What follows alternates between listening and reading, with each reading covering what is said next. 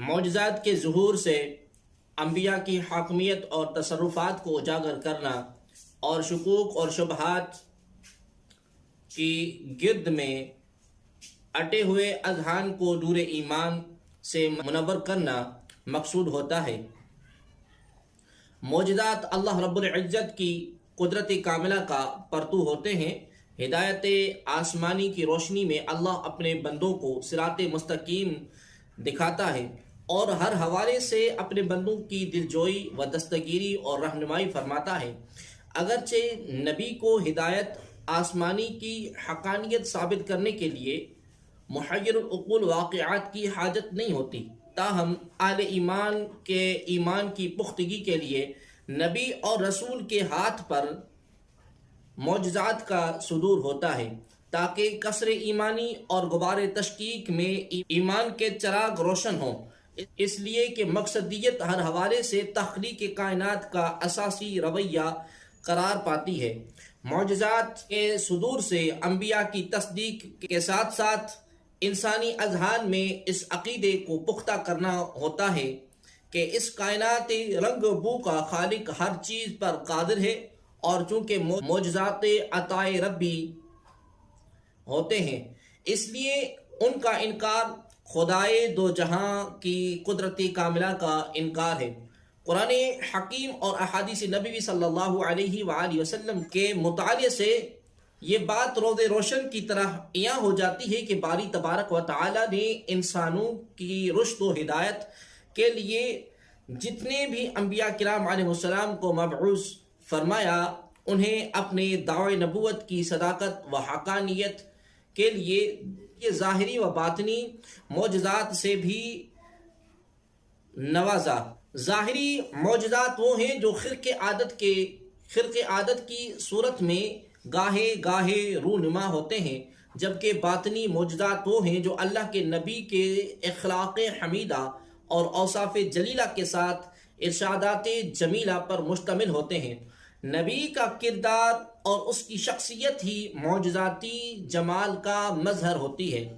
قرآن حضور رحمت عالم صلی اللہ علیہ وسلم کی سیرت و کردار کو تمام انسانیت کے لیے بالعموم اور اہل ایمان کے لیے بالخصوص اسوہ حسنہ سے تعبیر کرتا ہے اور رہتی دنیا تک اس مینارہ نور سے اکتساب شعور کی تلقین کرتا ہے۔ ارشاد باری تبارک و تعالی ہے لَقَدْ كَانَ لَكُمْ فِي رَسُولِ اللَّهِ أُسْوَةٌ حَسَنَةٌ، بے شک تمہارے لیے رسول اللہ کی زندگی میں بہترین نمونہ ہے۔ کردار کی روشنی کے ساتھ ساتھ تمام انبیاء کو ظاہری معجزات کی خلعت فاخرہ سے بھی نوازا گیا اور معجزہ لازمہ نبوت قرار پایا۔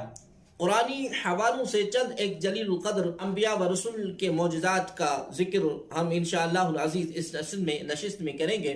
حضرت نوح علیہ السلام وَاصْنَعِ الْفُلْكَ بِأَعْيُنِنَا وَوَحْيِنَا وَلَا تُخَاطِبْنِي فِي الَّذِينَ ظَلَمُوا إِنَّهُمْ مُغْرَقُونَ، اور تم ہمارے حکم کے مطابق ہمارے سامنے ایک کشتی بناؤ اور ظالموں کے بارے میں مجھ سے کوئی بات نہ کرنا، وہ ضرور غرق کیے جائیں گے۔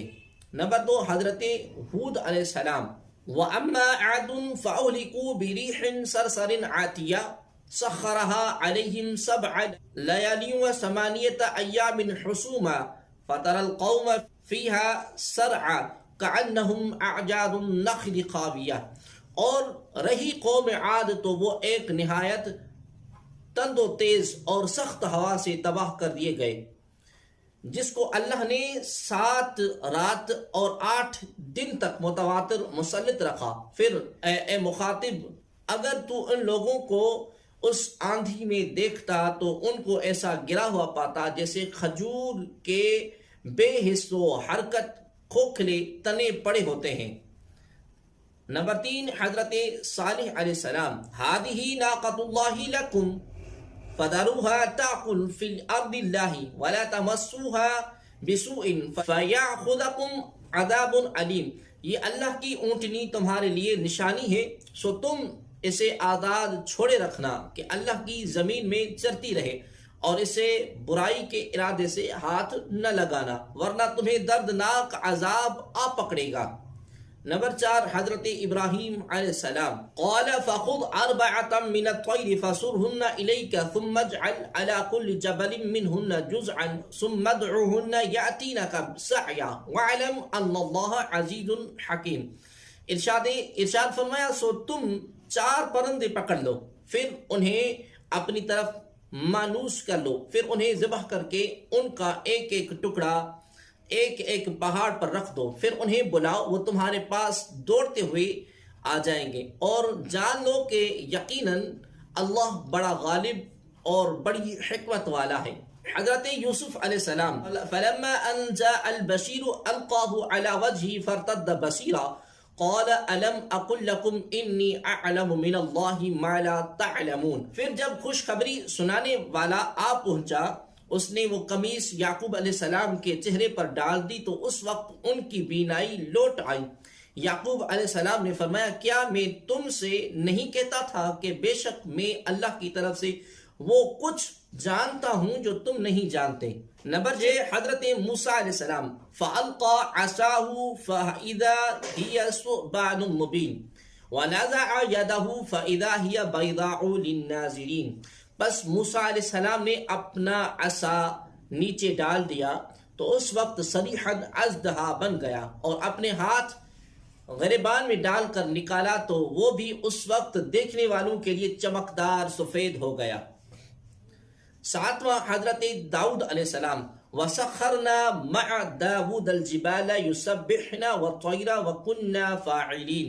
اور ہم نے پہاڑوں اور پرندوں تک کو داؤد علیہ السلام کے حکم کے ساتھ پابند کر دیا تھا، وہ سب ان کے ساتھ مل کر تسبیح پڑھتے تھے اور ہم ہی یہ سب کچھ کرنے والے تھے. 8واں حضرت سلیمان علیہ السلام فَسَخَّرْنَا لَهُ الرِّيحَ تَجْرِي بِأَمْرِهِ رُخَاءً حَيْثُ أَصَابَ. پھر ہم نے ان کی اس دعا کو قبول فرمایا اور ہوا کو ان کا تابع فرمان کر دیا، وہ ان کے حکم سے جہاں وہ جانا چاہتے نرم انداز سے چلتی. نمبر 9 حضرت زکریا علیہ السلام قال رب انا یکون لی غلام وکانت امراتی عاقرا وقد بلغت من الكبر عتیا قال كذلك قال ربك هو علی حی.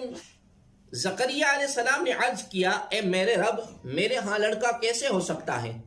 در حقیقت میری بیوی بانجھ ہے اور میں خود بڑھاپے کے باعث انتہائی ضعف میں سوکھ جانے کی حالت کو پہنچ گیا ہوں.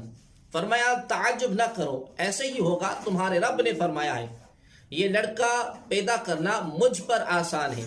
حضرت عیسیٰ علیہ السلام انی قد جئتکم بآیۃ من ربکم انی اخلق لکم من الطین کہیئۃ الطیر فانفخ فیہ فیکون طیرا باذن اللہ.